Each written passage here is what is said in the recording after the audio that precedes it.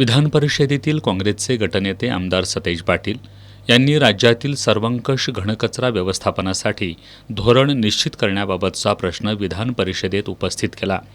केंद्र सरकारनं घनकचरा व्यवस्थापन कायदा करून 9 वर्ष होऊनही या कायद्यानुसार राज्यासाठी सर्वंकष घनकचरा व्यवस्थापनासाठी धोरण आणि योजना अद्याप आखली नाही।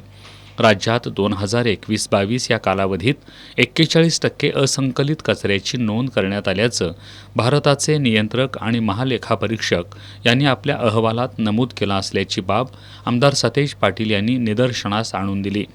कॅगच्या अहवालामुळे घनकचरा व्यवस्थापन आणि प्रक्रियेबाबतची उदासीनता निदर्शनास आली आहे।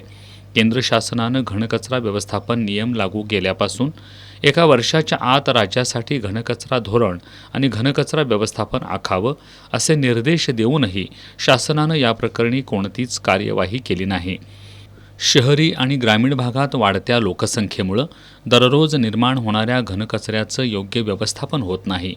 त्यामुळे सर्वत्र कचऱ्याची समस्या निर्माण झाली असल्याबाबतचा प्रश्न आमदार सतेज पाटील यांनी उपस्थित केला। यावर खुलासा करताना उपमुख्यमंत्री एकनाथ शिंदे यांनी राज्यासाठी सर्वंकष घनकचरा व्यवस्थापनासाठी धोरण आणि योजना अद्याप आखली नसल्याचं मान्य केलं। तथापि सध्या राज्याची कचरा संकलनाची टक्केवारी 89.24% इतकी असल्याचं त्यांनी सांगितलं। घनकचरा व्यवस्थापनाबाबत शासन परिपत्रक दिनांक 29 एप्रिल 2017 अन्वये सर्वंकष सूचना निर्गमित करण्यात आलेल्या आहेत। तसंच राज्याचे घनकचरा व्यवस्थापन धोरण तयार करण्याची कार्यवाही सुरू असल्याचं उपमुख्यमंत्र्यांनी सांगितलं।